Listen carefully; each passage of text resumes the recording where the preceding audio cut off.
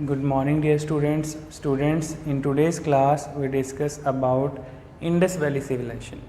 So students, history का बहुत important topic है इंडस वैली सिविलाइजेशन.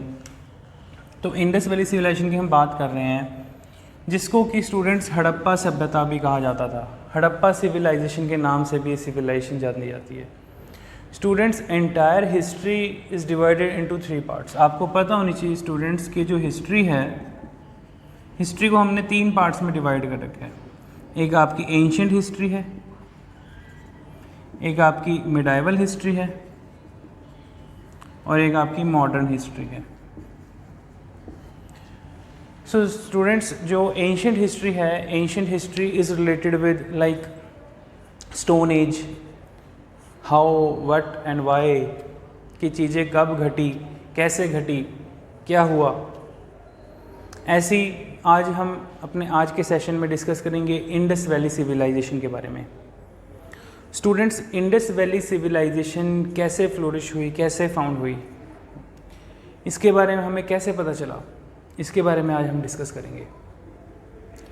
बेसिकली इसके बारे में कब पता चलता है, जब 1856 की बात है, जब ब्रिटिशर्स हमारे देश में रेलवे का कंस्ट्रक्शन बहुत तेज़ी से कर रहे थे. रेलवे की डेवलपमेंट इंडिया में बहुत तेज़ी से हो रही थी और पंजाब प्रोविंस के पाकिस्तान वाले रीजन में, उस टाइम पे सारा पंजाब हुआ करता था, ठीक है. पाकिस्तान अफ़गानिस्तान तक बहुत बड़ा सूबा था, प्रोविंस था पंजाब. तो पाकिस्तान वाले एरिया में, ठीक है, पाकिस्तान वाले पंजाब में जब खुदाई हो रही थी और वहाँ पर रेल की पटरियाँ बनाने का काम चल रहा था, तो उस टाइम पे कुछ लेबर्स ने और कुछ ब्रिटिश ऑफिसर्स ने देखा कि कुछ डिफरेंट टाइप की जो ब्रिक्स हैं, जो लोगों के लाइक जब खुदाई हो रही है तो ज़मीन के नीचे से लोगों के घर बने हुए निकल रहे हैं और different kind of burnt bricks निकल रही हैं. तो उस टाइम पर उन लोगों ने इतना ध्यान नहीं दिया और अपने कंस्ट्रक्शन पे काम रखा. देन स्टूडेंट्स, होता क्या है कि 1920 में, 1920 और 21 में, आगे 1920-21 की बात है, 1920 में आर्कोलॉजिकल सर्वे ऑफ इंडिया, ठीक है, डिपार्टमेंट है गवर्नमेंट ऑफ इंडिया का. अभी पहले ब्रिटिशर्स का डिपार्टमेंट हुआ करता था, अंग्रेजों का था. जो आर्कोलॉजिस्ट होते हैं students, archaeological survey of India के जो आर्कोलॉजिस्ट थे, दयाराम साहनी और आर.डी. बनर्जी, ठीक है, रखाल दास बनर्जी. आपको जो मैं PDF फाइल प्रोवाइड करूंगा उसमें सारी डिटेल्स होंगी. Dayaram Sahni and R D. बनर्जी, उन्होंने जब इस चीज़ की स्टडी की आर्कोलॉजिकल सर्वे ऑफ इंडिया की तरफ से, फर्स्ट टाइम उन्होंने Harappa, it's a name of place students, जो यहाँ पर आपका लिखा हुआ है हड़प्पा, ये क्या है, जगह का नाम है, it's a name of place. तो पाकिस्तान में हड़प्पा पहली ऐसी जगह मिली जहाँ पर हमको कुछ ऐसे एविडेंस मिले कि ऐसा माना जाता है कि लगभग आज से 5000 साल पहले यहाँ पे कुछ लोग रहते होंगे. और हड़प्पा एक ऐसी प्लेस मिली जहाँ पर मतलब खुदाई में उनको पूरी की पूरी एक सोसाइटी, पूरी की पूरी एक सिविलाइजेशन मिली. तो स्टूडेंट्स, इसको इंडस वैली सिविलाइजेशन का नाम दिया गया. क्यों? क्योंकि ये इंडस नदी के किनारे पे थी, ठीक है, सिंध नदी के किनारे पे थी. तो अभी मैं आपको जस्ट थोड़ा सा एक्सप्लेन करता हूँ. स्टूडेंट्स, जो इंडस वैली सिविलाइजेशन का हमें कुछ ऐसा पोर्शन मिलता है,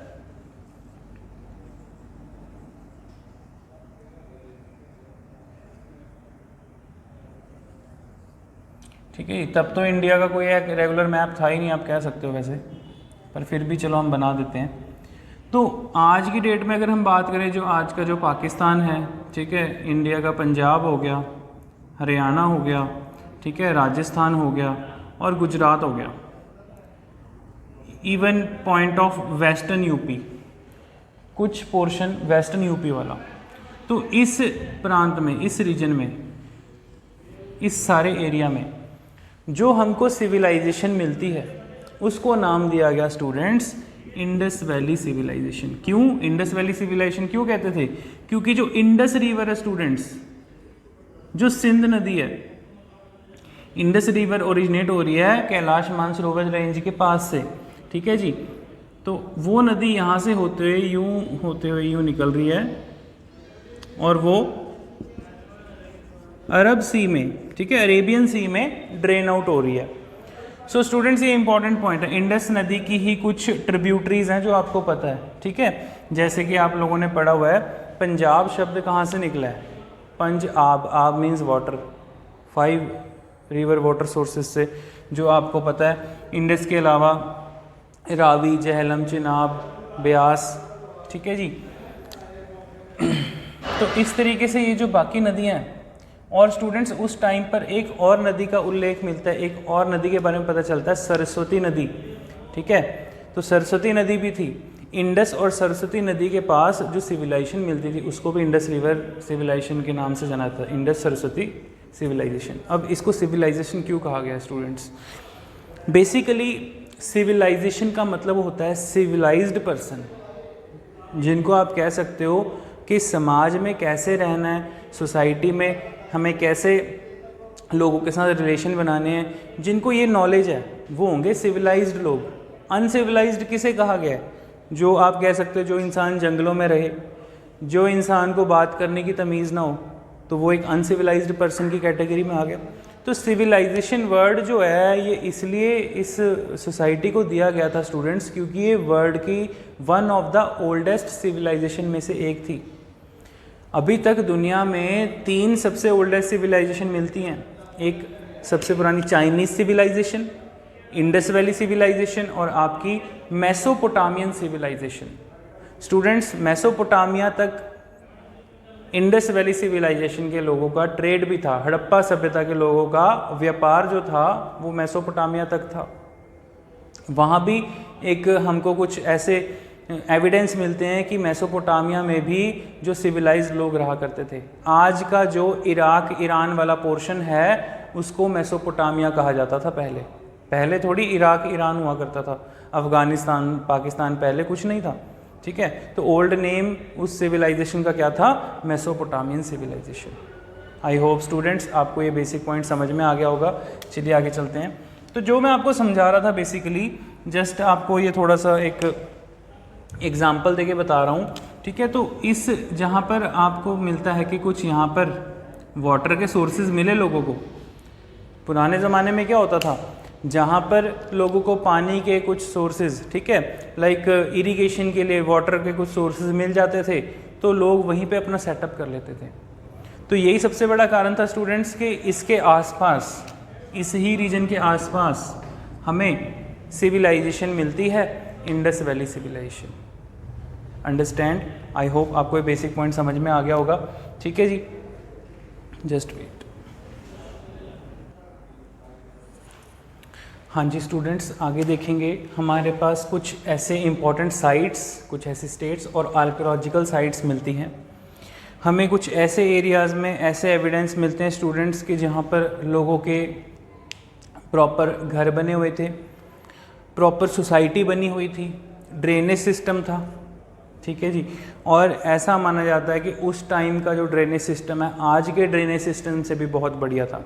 फॉर एग्ज़ाम्पल कि जैसे मान लो कि लोगों की ये पूरी सोसाइटी है, यहाँ पर प्रॉपर ग्रिड सिस्टम है, लोगों के घर बने हुए हैं, प्रॉपर सड़कें हैं, और अगर बारिश होती है, बारिश के पानी के लिए सारा आउटलेट ऐसे बाहर निकल के एक बहुत बड़ा ग्रेट बाथ बना हुआ है, जहाँ पे कि बारिश का पानी सारा जाके जमा हो जाए और उस स्टोर वाटर को लोग यूज़ कर सके, यूटिलाइज़ कर सकें।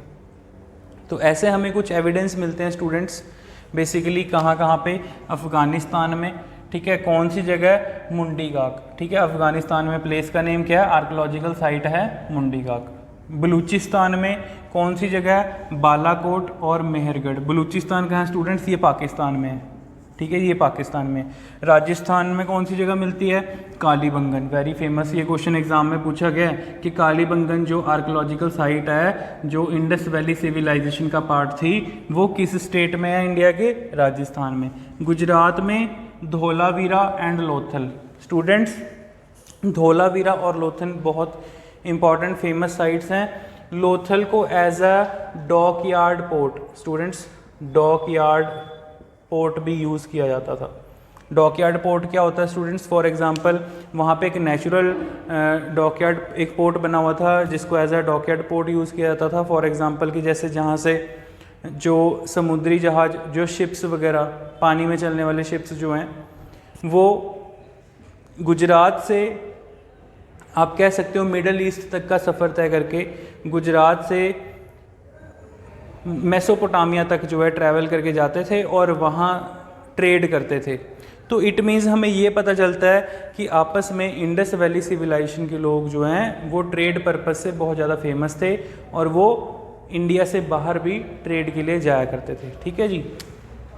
सो धोलावीरा एंड लोथल इन गुजरात। पंजाब में कौन सी साइट मिलती है? रोपड़। ठीक है, Ropar is also a Indus valley site. Second is Sanghol. Sanghol कहाँ पे स्टूडेंट्स? फतेहगढ़ साहिब में। ठीक है जी, इंपॉर्टेंट पॉइंट है, ये क्वेश्चन एग्जाम में पूछे जा चुके हैं, बहुत बार रिपीट हुए हैं। सिंध प्रांत में हमें कौन सी मिलती है साइट? मोहनजोदाड़ो। मोहनजोदाड़ो जो है students is also a Indus valley site. वो कहाँ मिलती है? हमें पाकिस्तान के सिंध में। जम्मू कश्मीर में कौन सी जगह मिलती है? मांडा। और हरियाणा में कौन सी जगह मिलती है? बनावली एंड राखीगढ़। तो ये सारी important famous Indus valley sites हैं। ठीक है, आई होप आपको क्लियर होंगी। तो basically students Indus valley site की ये जो हड़प्पा सभ्यता थी इसको ब्रॉन्ज एज भी कहा जाता था। ब्रॉन्ज एज, ब्रॉन्ज मीन्स आप कह सकते हो कांसे से, या फिर कॉपर एज भी कहा जाता था, क्योंकि उस टाइम पे ज़मीन में से जो है खुदाई करके कॉपर भी निकाला गया था। ऐसे कॉपर के यूटेंसिल्स मिलते हैं हमको। ठीक है, ब्रॉन्ज के यूटेंसिल्स मिलते हैं जो उस टाइम के लोग यूज़ करते होंगे। और बहुत सारे हमें ऐसे एविडेंस मिलते हैं कि लोग उस टाइम पे आप ये कह सकते हो एक प्रॉपर नगर, एक सोसाइटी बना के रहते थे, जहाँ पर कुछ सिटेडल पॉइंट्स मिलते हैं कि कुछ लोग सोसाइटी में अपर साइड रहते थे, कुछ लोग सोसाइटी में नीचे वाली प्लेन साइड पे रहते थे। ठीक है, तो ऐसे कुछ एविडेंस हमको मिलते हैं उस टाइम के। तो ये इंपॉर्टेंट साइट्स हैं, आप देख लो students, take your time. Okay students, so now come to the next point. The most accepted period is 2500 BC to 1750 BC। Students basically जो इंडस वैली सिविलाइजेशन का हमें टाइम पीरियड पता चलता है वो पता चलता है लगभग आज से 2500 BC से लेके 1750 BC के बीच में। अब कई बार बच्चे कंफ्यूज हो जाते हैं कि what is the meaning of BC, AD, ये हमें कहाँ पर लगाना है। ठीक है, और ये स्पेशली ये ईयर उल्टे क्यों लिखे हुए हैं? बहुत बार बच्चे इस बात को लेके कंफ्यूज हो जाते हैं कि जो ये वर्ष चल रहे हैं, जो ईयर, ये टाइम पीरियड चल रहा है, ये उल्टा क्यों लिखा हुआ है? काउंटिंग तो सीधी होनी चाहिए, जैसे 1900 आया फिर 2000, ठीक है, 2020 के बाद 2021। ठीक है, तो स्टूडेंट्स इस चीज़ को समझते हैं। BC का मतलब यहाँ पे है before Christ. Students for example कि जीसस क्राइस्ट के जन्म से पहले का समय। अब एग्जाम्पल ले लो, आप ये टाइम फ्रेम सा बना लो। ठीक है, तो मान लो किसी एक पॉइंट में, जैसे जब जीसस क्राइस्ट का जन्म हुआ उस टाइम पे मान लो उसको 1 AD मान लेते हैं। ठीक है, 1 AD, उससे पहले का जो टाइम पीरियड था वो BC में काउंट होता है। अब उनके जन्म से लगभग 2500 साल पहले से लेके लगभग 1750 BC, मतलब उनके जन्म से 2500 साल पहले से लेके उनके जन्म के 1750 साल पहले तक जो इंडिया में सिविलाइजेशन एग्जिस्ट करती थी वो थी इंडस वैली सिविलाइजेशन। तो स्टूडेंट्स ये सारे जो ईयर अभी हम एंशिएंट हिस्ट्री में पढ़ेंगे वो सब हम in the sense of BC पढ़ेंगे, बिफोर क्राइस्ट। ठीक है, अगर बात की जाए लगभग ये जो इंडस वैली साइड की बात है ये आज से 5000 6000 पुरानी बात होगी। लेकिन अगर आप देखो जो हम कैलेंडर फॉलो करते हैं स्टूडेंट्स, हम ग्रिगोरियन कैलेंडर फॉलो करते हैं, हम क्रिश्चियन एरा वाला कैलेंडर फॉलो करते हैं। ठीक है, तो उसके अकॉर्डिंग अभी क्या टाइम चल रहा है? अभी 2021 चल रहा है। ठीक है, तो 2000, अब जैसे AD है आप देखते हो 1857 AD, 1857 AD मीन्स के जीसस क्राइस्ट के जन्म के 1857 ईयर्स हो चुके हैं। उसके बाद जो इवेंट हुआ इंडिया में, ठीक है, 1857 का विद्रोह हुआ, तो वो हम AD में काउंट करते हैं। 2020 AD, 2021 AD। ठीक है, AD मीन्स एनो डोमेन। स्टूडेंट्स AD का मतलब क्या होता है? एनो डोमेन। ठीक है, आप कभी हो सकता है किसी पुरानी बुक में अपनी कहीं पे चेक करोगे AD का मतलब कहीं पर आपको एब्रीवेशन आफ्टर डेथ भी लिखा मिल सकता है कि मतलब कि जीसस क्राइस्ट के उनके डेथ के टाइम पीरियड के बाद, लेकिन एक्चुअल टर्म में उसको एनो डोमेन कहा जाता है। AD का मीन्स कि उनके जन्म से लेके अब तक का समय, ठीक है जी। आफ्टर डेथ जो टर्म है वो यूज़ नहीं की जाती है, ठीक है। AD मीन्स एनो डोमेन। तो अब ये कैसे पता लगता है हमें students? By carbon dating. Carbon 14 dating की जाती है किसी भी चीज़ की। मान लो खुदाई में कोई चीज़ हमको मिली है, कोई चीज़ हमने एक्सकैवेट किया है, कहीं पर हमको फ्लोरिश हुई है, कोई चीज़ मिली है, तो उसके ऊपर नंबर ऑफ लेयर्स कितनी कार्बन की जम चुकी हैं, ठीक है। कोई ट्री हमें मिलता है, ट्री के ऊपर कितनी नंबर ऑफ लेयर्स कार्बन की जम चुकी हैं। इस चीज़ की जब लैब में टेस्टिंग होती है तो वो पता लगाया जाता है, ये उससे ये पता लगाया जाता है कि ये कोई स्टोन है या फिर कोई यूटेंसिल है, ये आज से कितने हज़ार साल पहले रहा होगा, ठीक है। जो बर्न्ट ब्रिक्स मिलती हैं तो जब उनकी कार्बन डेटिंग हुई तो उससे ये पता लगाया जा सका कि ये आज से कितने हज़ार साल पुरानी चीज़ है। Understand? So students, next is very very important, बहुत बार एग्जाम में पूछा जाता है, ठीक है। Who was the first scholar to use term Indus civilisation? ऐसा कौन सा पहला स्कॉलर था? एक अंग्रेज अफसर था, उसका नाम था John Marshall. Students, John Marshall ने पहली बार ये टर्म यूज की थी, इंडस सिविलाइजेशन। अब मैंने आपको पहले समझा दिया है कि क्यों इंडस, क्योंकि बेटा जो सिंध नदी है स्टूडेंट्स, आपको पता है जो इंडस रिवर है वो इंडिया से पास होते हुए पाकिस्तान के होते हुए, ठीक है, वो अरेबियन सी में ड्रेन आउट हो गई है, ठीक है जी। नेक्स्ट इंपॉर्टेंट पॉइंट इज क्या क्या हमें कॉमन फीचर मिलते हैं मेजर सिटीज़ में, मतलब कि जो हड़प्पा में भी सेम चीज़ है, मोहनजोदाड़ो में भी सेम चीज़ है, रोपड़ में भी सेम चीज़ मिलती है, धौलावीरा एंड लोथल में भी सेम चीज़ फाइंड होती है, तो वो कौन सी चीज़ है? सबसे इंपॉर्टेंट पॉइंट है students systematic town planning. Systematic town planning मतलब कि हमें ये पता चलता है कि उन लोगों के जो नगर थे वो बहुत बढ़िया तरीके से बने हुए थे, सिस्टमेटिकली बने हुए थे, प्रॉपर लोगों के ग्रिड सिस्टम में घर बने हुए थे, सड़कें बनी हुई थी, ठीक है, घरों के बाहर लैंप पोस्ट तक बन रखे थे उस टाइम पे, ठीक है। आज से 5000 साल पुरानी बात कर रहे हैं, तो उस टाइम पर लोगों का ड्रेनेज सिस्टम इतना बढ़िया था कि जैसे मान लो ये कोई पूरा का पूरा शहर है, इस नगर से अगर बारिश हुई है तो इस नगर से बारिश का पानी जो है सारा का सारा बाहर एक ड्रेनेज आउटलेट है उसमें सारा पानी स्टोर हो जाएगा। तो मतलब कितने ज़्यादा सिविलाइज लोग वो रहे होंगे, आप इस चीज़ से अंदाज़ा लगा सकते हो कि मतलब कि वो लोग बारिश के पानी को तक सेव कर रहे हैं, ठीक है। तो वाटर कंजर्वेशन की उस टाइम पर क्या यूटिलाइजेशन होती थी, जैसे हार्वेस्टिंग के लिए, ठीक है, अपने डेली अपने यूटिलाइजेशन के लिए, ठीक है। तो इस तरीके से Harappans were the earliest people to produce cotton. Very very important point students, जो हड़प्पा सभ्यता के लोग थे वो सबसे पहले हमको फाइंड आउट होता है, ठीक है, उल्लेख मिलता है इस बात का कि उन्होंने सबसे पहले कॉटन की खेती की थी, ठीक है। कॉटन पता है ना आपको, कॉटन से जैसे कपड़ा बनाया जाता है, ठीक है जी, कितना कुछ होता है, तो उसी चीज़ को, उसी कॉटन को, ठीक है, कॉटन के बाद हमें सिल्क, इसके अलावा हमको गोल्ड, सिल्वर और कुछ प्रीशियस स्टोन्स, ऐसा पता चलता है कि उसका ट्रेड हम फॉरेन कंट्रीज में, फॉरेन नेशंस में, फॉरेन नेशन मींस कि गल्फ कंट्रीज में तक करते थे, ठीक है जी। मैंने आपको लास्ट टाइम भी बताया था स्टूडेंट्स कि जैसे मान लो ये इंडिया का मैप है, ठीक है, पेनिनसुलर इंडिया, यहाँ से गुजरात के लोथल से जो है गल्फ कंट्रीज में, गल्फ रीजन में हम जाते थे, ठीक है, फॉर ट्रेड पर्पस। कैसे पता चलता है स्टूडेंट्स?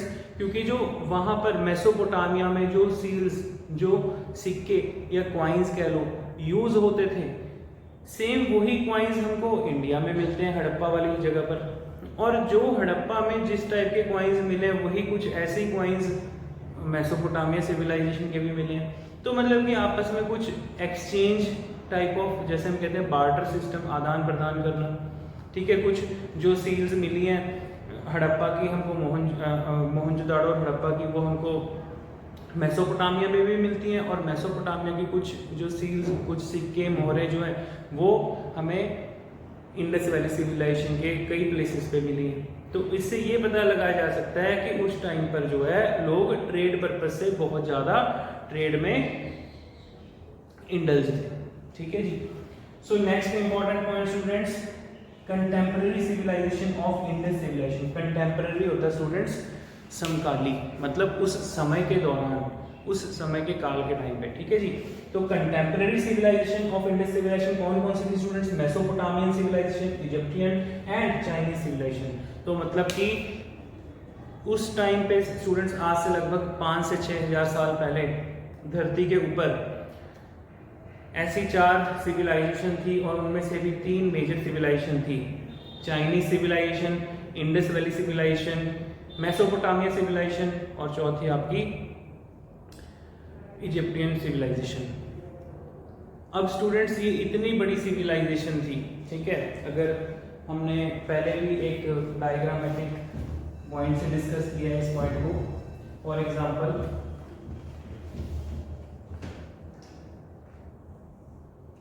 एक रफ स्केच इंडिया का बनाते हैं। ये गुजरात वाला पोर्शन है, गुजरात, राजस्थान, ठीक है, हरियाणा, पंजाब और पूरा का पूरा ये जो पाकिस्तान वाला रीजन है, ठीक है, इवन अफगानिस्तान वाला रीजन है। इस पूरे रीजन में स्टूडेंट्स इवन वेस्टर्न यूपी वाला रीजन है, ठीक है जी, वेस्टर्न यूपी, ठीक है, अंडरस्टैंड। ये ईस्टर्न यूपी हो जाएगा, ये वेस्टर्न यूपी। तो वेस्टर्न यूपी आपका सहारनपुर वगैरह जो भी एट प्रेजेंट आप कह सकते हो मेरठ सहारनपुर का कुछ रीजन, ठीक है। ये आपको नहीं याद रखना कि एट प्रेजेंट कौन सी प्लेसेस है, बस जस्ट ये पता होना चाहिए।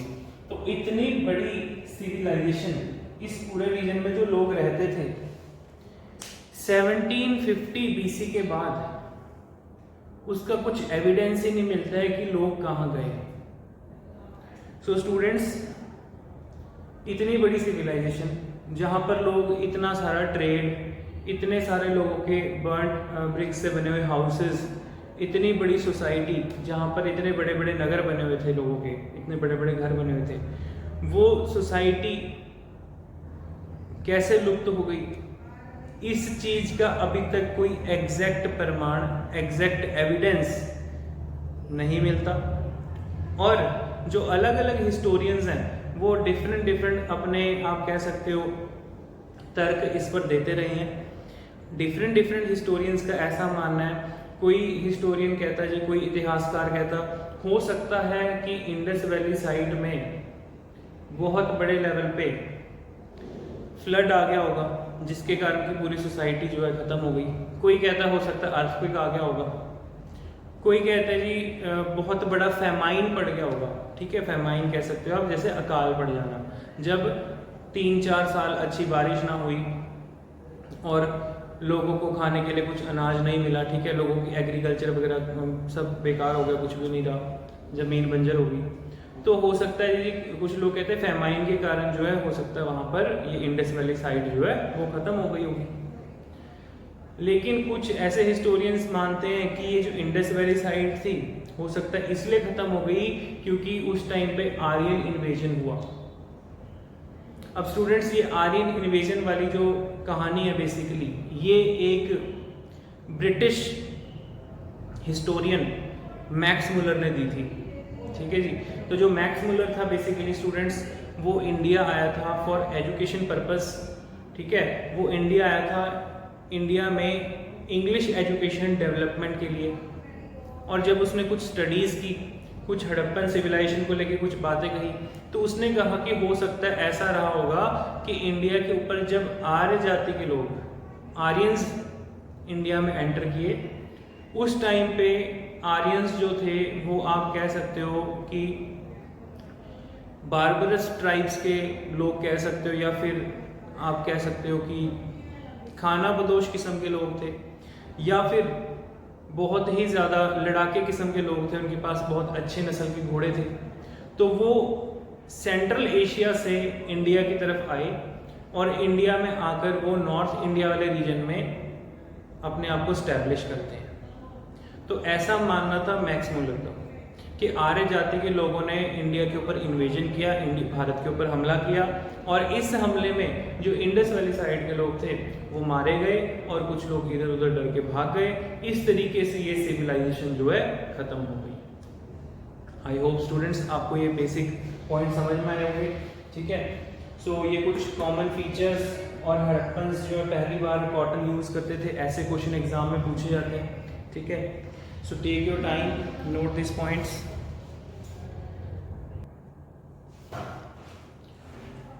Okay students, now come to the next point.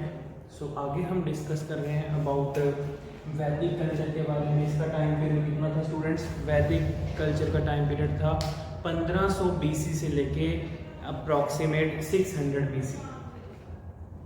तो वैदिक कल्चर में भी एक अर्लियर वैदिक पीरियड था और एक लेटर वैदिक पीरियड था. ठीक है, अर्लियर वैदिक और लेटर वैदिक. वैदिक कल्चर पीरियड में भी दो टाइप के पीरियड आए. एक आया अर्लियर वैदिक. अर्लियर वैदिक जो था स्टूडेंट्स वो आप कह सकते हो 1500 BC से 1000 BC के बीच में. अब ये वैदिक पीरियड क्या था? जैसा कि मैंने आपको भी बताया कि जब आर्यंस का टाइम पीरियड हमें इंडिया में मिलता है कि इंडिया में आर्य जाति के लोग रहते थे, उसको कहा गया वैदिक टाइम पीरियड. क्यों कहा गया वैदिक टाइम पीरियड? उसके पीछे क्या कारण है? क्योंकि स्टूडेंट्स जो आर्य जाति के लोग थे उनका एक जो पूरा ट्राइब होता था, ठीक है, उनका पूरा का पूरा ट्राइब था, ठीक है, आर्य जाति के लोगों का. और सभी के सभी जो ट्राइब के लोग होते थे वो सब आर्य होते थे. ठीक है, उन सभी को आर्यंस कहा जाता था. उनमें कोई भी लाइक जात पात का सिस्टम, कास्ट सिस्टम कुछ भी नहीं था. हमको इस चीज़ का कोई उल्लेख नहीं मिलता कि आर्य जाति के लोगों में कोई भी different type of like categories या कास्ट सिस्टम थी. तो जैसे कोई विलेज है, उनका पूरा कोई ट्राइब है, तो वो सभी के सभी क्या होते थे? आर्य लोग होते थे. तो आर्यंस जो थे स्टूडेंट्स बेसिकली उनकी अपनी एक सभा एंड समिति हुआ करती थी. सो जहाँ पर कि सभी लोग इकट्ठे हो सकें सभा में, मीन्स काइंड ऑफ असेंबली. लोग असेंबली में इकट्ठे होंगे और वहाँ पे कोई भी अपनी जनरल पॉलिटिकल डिस्कशंस करेंगे. इसी तरीके से समितिज बना रखी थी कि जहाँ पर कोई भी किंग इलेक्ट होगा वो by the manner of election होगा. Students very very important point. ऐसा ही क्वेश्चन बहुत बार एग्जाम में पूछा जाता है कि what is the meaning of सभा एंड समिति. ठीक है, एंड सेकेंड थिंग कि जो समिति थी या फिर जो किंग होता था उस टाइम पे, उसका इलेक्शन वो कैसे चुना जाता था? क्या वो मोनार्की सिस्टम से आता था? अंडरस्टैंड, मोनार्की सिस्टम क्या होता है स्टूडेंट्स? बेसिकली जैसे मान लो कोई एक डायनेस्टिकल रूल है. जैसे मान लो कोई राजा है, आगे नेक्स्ट रूलर कौन होगा? उसका बेटा होगा. फिर आगे राजे का बेटा जो है नेक्स्ट प्रिंस कौन होगा? आगे नेक्स्ट रूलर उसका बेटा होगा. तो इस तरीके से क्या है, एक ही फैमिली जब रूल करती जाती है, डायनेस्टिकल रूल होता है, उसे हम कहते हैं मोनार्की सिस्टम. कि जो एक राज परिवार है, एक रॉयल फैमिली है, वो सोसाइटी को रूल कर रही है. लेकिन स्टूडेंट्स सबसे बढ़िया बात देखो उस टाइम पर क्या थी. देखो वैदिक टाइम पीरियड की बात कर रहे हैं तो उस टाइम पर भी हम देखते हैं इंडिया में बाय इलेक्शन मेथड किंग को इलेक्ट किया जा रहा है. और इलेक्शन में मेल एंड वुमेन, ठीक है, मेल एंड फीमेल मतलब कि मैन एंड वुमेन सभी को वोट डालने का राइट है. और वुमेन्स भी सभा एंड समिति में उस टाइम पर पार्टिसिपेट किया करती थी. मतलब कि जितना राइट मेल का होता था उतना ही फीमेल का भी होता था. और सोसाइटी में जो मेन घर की हेड होगा, ठीक है, वो फीमेल होगी. ठीक है, वैदिक टाइम पीरियड की बात हो रही है स्टूडेंट्स. ठीक है, तो उस टाइम पर सोसाइटी में आप कह सकते हो फीमेल को वो मेल से भी बहुत ऊपर रखा गया. और इवन हम देखते हैं कि वैदिक टाइम पीरियड पे लोग इंद्र, वायु, अग्नि, ठीक है, इन सब चीज़ों की वर्शिप करते हैं. लेकिन स्टूडेंट्स जो अभी आप पढ़ के आ चुके हो इंडस वैली सिविलाइजेशन, उसमें हमें ऐसा कोई एविडेंस नहीं मिलता कि वो लोग इंद्र की, वायु की, अग्नि की, इन सब चीज़ों की वर्शिप करते थे. वो लोग नेचर वर्शिप किया करते थे. मैंने आपको पहले भी बताया था. Nature worship in the sense कि लाइक मदर गॉडेस की पूजा करना और पशुपति जो शिवजी थे, ठीक है, उनकी पूजा करना. तो स्टूडेंट्स बेसिकली अब हमें ये पता चल रहा है कि जो वैदिक टाइम पीरियड है यहाँ पर इंद्र की, अग्नि, वायु और कुछ और आप कह सकते हो मेल डिटीज, उनकी उस टाइम पर वर्शिप हो रही है. तो इनके एविडेंस हमें कहाँ से मिलते हैं स्टूडेंट्स? बेसिकली वैदिक कल्चर में हमें 4 वेद जो थे, ऋग्वेद, यजुर्वेद, सामवेद और अथर्ववेद। इन वेदों के जरिए पता चलता है कि वैदिक टाइम पीरियड के लोग जो हैं वो किसकी वर्शिप करते हैं। अब स्टूडेंट्स ये जो ऋग्वेद है बेसिकली इसमें 1024 श्लोक लिखे हुए हैं। ऋग्वेद में हमें बहुत सारे ऐसे उल्लेख मिलते हैं जिसमें कि ऐसे बहुत सारे एविडेंस मिलते हैं जिसमें कि हमें पता चलता है कि उसमें गोत्र की, कुल की, ठीक है, सोसाइटी की बातें कर रखी है। ऋग्वेद में हमें ये पता चलता है कि उसमें कई सारे हाइमन्स, कई सारे श्लोक लिखे हुए हैं, ठीक है, जो as a purpose of prayer उस टाइम पे लोग जैसे जो प्रार्थना करते थे, ठीक है, या मान लो जो पूजा पाठ करते थे उस टाइम पर लोग उसका यूज करते थे। तो स्टूडेंट्स इस तरीके से टोटल 4 वेद, ठीक है जी, यजुर्वेद, सामवेद, अथर्ववेद, 4 वेद थे और 4 उपवेद थे, ठीक है जी, 4 वेद और 4 उपवेद। उपनिषद कितने थे स्टूडेंट्स? 108 उपनिषद थे। उपनिषद किसे कहते हैं? फिलोसफिकल टेक्स्ट को। स्टूडेंट्स उपनिषद का मतलब होता है कि अपने गुरु के समीप, अपने गुरु के नजदीक बैठकर ज्ञान अर्जित करना, उसको उपनिषद कहा गया है। तो उपनिषद में स्टूडेंट्स बहुत बार एग्जाम में क्वेश्चन पूछा जाता है कि ओल्डेस्ट उपनिषद कौन सा है? आंसर इज बृहदारण्यका उपनिषद। ये ओल्डेस्ट उपनिषद में आता है स्टूडेंट्स। और नेक्स्ट इज मुंडक उपनिषद। मुंडक उपनिषद जो है ये क्यों इंपॉर्टेंट है? एग्जाम में बहुत बार क्वेश्चन पूछा गया है। जो हमारा वर्ड है सत्यमेव जयते, जो आपने बहुत बार आप कह सकते हो लाइक कोर्ट्स के बाहर या फिर जस्टिस के लिए जो वर्ड यूज़ किया जाता है ना, इवन की बहुत सारी हमारी जो सबऑर्डिनेट कोर्ट्स हो गई, लोअर कोर्ट्स हो गई, ठीक है, या फिर हाई कोर्ट या सुप्रीम कोर्ट के बाहर लिखा होता है, ठीक है, ऊपर लिखा होता है सत्यमेव जयते। तो सत्यमेव जयते जो वर्ड है वो कहाँ से दिया है हमने? मुंडक उपनिषद से। आई होप स्टूडेंट्स आपको ये बेसिक पॉइंट समझ में आ गए होंगे, ठीक है। तो अब हमें ये पता चलता है कि जो आर्य जाति के लोग थे वो कहाँ से आए थे? पहला पॉइंट तो ये जो मैक्स मुलर था, मैक्स मुलर कहता जी वो आए थे सेंट्रल एशिया से। अलग अलग हिस्टोरियन है, जो बाल गंगाधर तिलक थे, इतने बड़े फ्रीडम फाइटर थे और बहुत उन्होंने भी बहुत स्टडीज कर रखी थी। वो कहते हैं कि जो आर्य जाति के लोग हैं ये आए थे आर्कटिक सर्कल से, आर्कटिक रीजन से। तो हमें डिफरेंट कुछ ऐसे एविडेंस मिलते हैं कि अलग अलग हिस्टोरियंस अपने अपने लाइक थॉट्स प्रोसेस के अकॉर्डिंग, अपनी अपनी बातों के अकॉर्डिंग ये हमारे आगे अपनी बातें रखते हैं। लेकिन स्टूडेंट्स एज सच कोई एग्जैक्ट प्रूफ नहीं है कि आर्य जाति के लोग कहाँ से आए थे। हो सकता है कि आर्य जाति के लोग पहले से ही एग्जिस्ट करते हों नॉर्थ इंडिया में। तो बहुत बार एग्जाम में कभी भी ऐसा कोई कंट्रोवर्शियल क्वेश्चन नहीं पूछा जाता, ठीक है, जिसका कोई आंसर ही ना मिले। दूसरी बात, जैसे कि हमने पढ़ा था कि इंडस वैली साइट जो थी, इंडस वैली सिविलाइजेशन, वो कैसे खत्म हो गई, वो कैसे लुप्त हो गई, इसका हमें कोई एग्जैक्ट एविडेंस नहीं मिलता। ये क्वेश्चन भी एग्जाम में नहीं पूछा जाता। अगर क्वेश्चन आया भी तो ऑप्शन क्या डालेंगे इसमें कि हो सकता है फ्लड आ गया होगा, फर्स्ट ऑप्शन दे दी फ्लड, सेकंड दे दिया अर्थक्वेक, थर्ड दे दिया आर्यन इन्वेजन, फोर्थ दे दिया कि नन ऑफ दिस, या हो सकता है कि अभी तक इस चीज़ को जो है फ्लोरिश ही नहीं किया गया, अभी तक इस चीज़ को प्रूफ ही नहीं किया गया, ठीक है, कोई एग्जैक्ट प्रमाण ही नहीं मिलता कि इंडस वैली साइट कैसे खत्म हो गई थी। तो स्टूडेंट्स इस तरीके से क्वेश्चन जो है कई बार पूछ लिए जाते हैं, लेकिन बहुत बार एग्जाम में ये क्वेश्चन आया हुआ है, ठीक है। ये इंपॉर्टेंट पॉइंट है, नोट कर लो। टोटल कितने उपनिषद है, ठीक है, कौन सा उपनिषद पूछा गया, वेद कितने हैं, ठीक है जी। Take your time students, note down these points. Okay students, now come to the next point. तो next one is later Vedic period. तो अभी तक हमने वैदिक पीरियड को समझा, अब हम डिस्कस कर रहे हैं लेटर वैदिक पीरियड के ऊपर। इसका टाइम पीरियड कितना था students?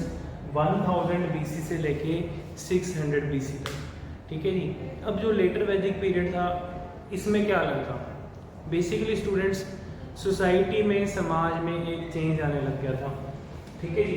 First thing, images of janapadas. What is the meaning of janapadas? Means कि नए कुछ प्रोविंसेस बनने लगे थे, जैसे कि कुरु, ठीक है, कुरु कॉम्बिनेशन ऑफ कुरुज एंड भारतास, तो मतलब अलग अलग ट्राइब्स के ये नेम है, ठीक है, पुरुष एंड भारतास, इन ट्राइब्स को मिला के छोटे छोटे लाइक एरियाज हो गए, ठीक है, उनके अपने ट्राइब्स हो गए, तो भारत एक ट्राइब का नेम था, इनको मिला के कुरु एक अलग से आप कह सकते हैं उनकी अपनी जनपदा बन गई, ठीक है।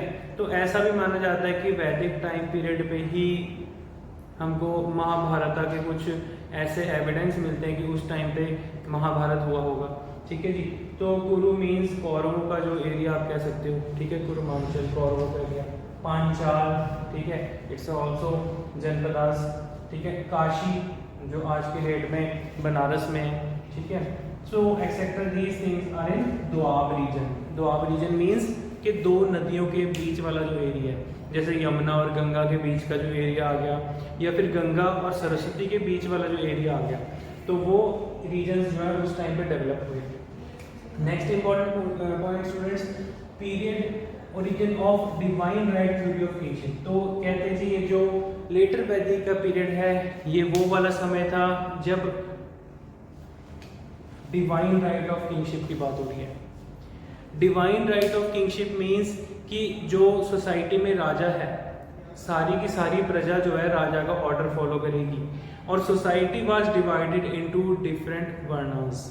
Society was divided into 4 varnas, मतलब वर्ण सिस्टम जो है सोसाइटी में जो है एग्जिस्ट करने लग गया था, ठीक है जी। तो सोसाइटी जो है डिवाइड हो चुकी थी ब्राह्मण, क्षत्रिय, वैश्य एंड शूद्रास। सो स्टूडेंट्स, जो ब्राह्मण थे वो सोसाइटी में हायरार्की में सबसे ऊपर थे, ठीक है जी, ब्राह्मणास। सो उन्होंने ऑर्डर जो जारी करना है वो सभी लोगों को फॉलो करना पड़ेगा, ठीक है। देन उसके बाद जो क्षत्रिय होगा वो वॉर के लिए जाएगा, वो रूल करेगा, रूलिंग क्लास होगी, ठीक है। और जो वैश्य होंगे वो बिजनेस क्लास होंगे, ठीक है, वो एग्रीकल्चर करेंगे, फार्मिंग करेंगे, बिजनेस करेंगे, ट्रेड करेंगे। और जो शूद्रास होंगे वो आप कह सकते हो सोसाइटी में लो लेवल का काम करेंगे, ठीक है, जैसे फॉर एग्जांपल बर्तन बनाना और क्लीनिंग एंड सैनिटाइजेशन, ये सब कुछ करना।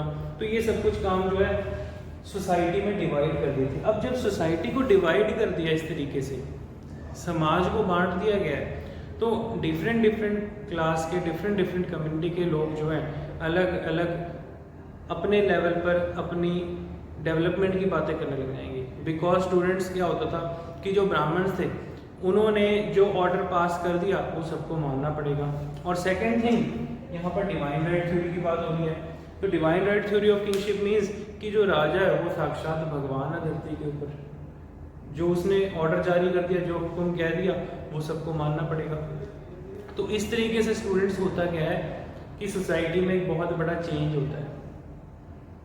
सोसाइटी में अभी तक आपने पढ़ा कि वुमेन्स को बराबर के राइट मिल रहे थे, अब सोसाइटी में वुमेन्स को राइट्स मिलने बंद हो गए थे। वुमेन्स की सोसाइटी में आप कह सकते हो डिग्रेडेशन हो गई थी, समाज में एक पिछड़ा वर्ग माना जाने लग गया था। और सबसे बड़ी बात, इस लेटर वैदिक टाइम पीरियड का ही नतीजा होता है कि दो बहुत बड़े नए रिलीजन बनते हैं, ओरिजिन होते हैं, फॉर्म होते हैं, Jainism and Buddhism. So students, basically जो जैन धर्म के अनुयायी हुए हैं या बुद्ध धर्म के अनुयायी हुए हैं वो खुद क्षत्रिय फैमिली से बिलोंग करते थे। तो क्षत्रिय थे, लेकिन वही है ना कि ब्राह्मण जो ऊपर रूल कर रहे हैं, तो क्षत्रिय थे वो, ठीक है। चाहे वो गौतम बुद्ध की बात करें आप, ठीक है, चाहे जो जैन धर्म के जो अनुयायी हुए हैं, ठीक है, ऋषभ देव जी की बात कर लें, या फिर जाके जो लास्ट गुरु थे महावीरा जी उनकी बात करें, इनके बारे में आगे हम डिटेल में पढ़ेंगे। लेकिन उससे पहले हम ये पॉइंट समझते हैं कि जो लेटर वैदिक पीरियड है इसके एंड में क्या होता है। बेसिकली स्टूडेंट्स, सोसाइटी डिवाइड हो चुकी होती है और सोसाइटी में जो सीनियर सिटीजन्स थे, लेडीज़ थी, बच्चे थे, उनको एक किस्म से आप कह सकते हो कि सोसाइटी का, सेक्शन का एक दबा हुआ हिस्सा माना जाने लग गया। बिकॉज वो कोई एक्टिव पार्टिसिपेंट नहीं थे इकॉनमी में, उनका कोई रोल नहीं था सोसाइटी में मेजर लेवल पे। सो सोसाइटी में उन लोगों को, और प्लस जो आप कह सकते हो कि लोअर सेक्शन के लोग थे, उन लोगों को सोसाइटी में थोड़ा अलग रखा जाने लग गया। यही सबसे बड़ा कारण बनता स्टूडेंट्स कि जैन धर्म और बौद्ध धर्म के फॉलोअर सबसे ज़्यादा फीमेल्स थी, ओल्ड एज सिटीजन्स थे, और सबसे ज़्यादा जो हम कह सकते हैं कि सप्रेस सेक्शन के लोग थे। तो स्टूडेंट्स बेसिकली इस तरीके से सोसाइटी में जो चेंज आता है, यही चेंज जो है नए न्यू काइंड ऑफ सेक्ट आप कह सकते हो, या न्यू काइंड ऑफ रिलीजन की हम कह सकते हैं शुरुआत होती है। सो स्टूडेंट्स, आई होप आपको ये पॉइंट सारे समझ में आ गए होंगे। नेक्स्ट क्लास में हम डिटेल में जैनिज़्म और बुद्धिज़्म के ऊपर डिस्कस करेंगे स्टूडेंट्स, और इन टॉपिक्स की PDF मैं आपको ग्रुप में प्रोवाइड कर दूंगा। सो तब तक आप ये चीज़ें बेसिक पॉइंट नोट करो, इनको रिवाइज करो, ठीक है। Take your time and now we wind up our class. Thank you students.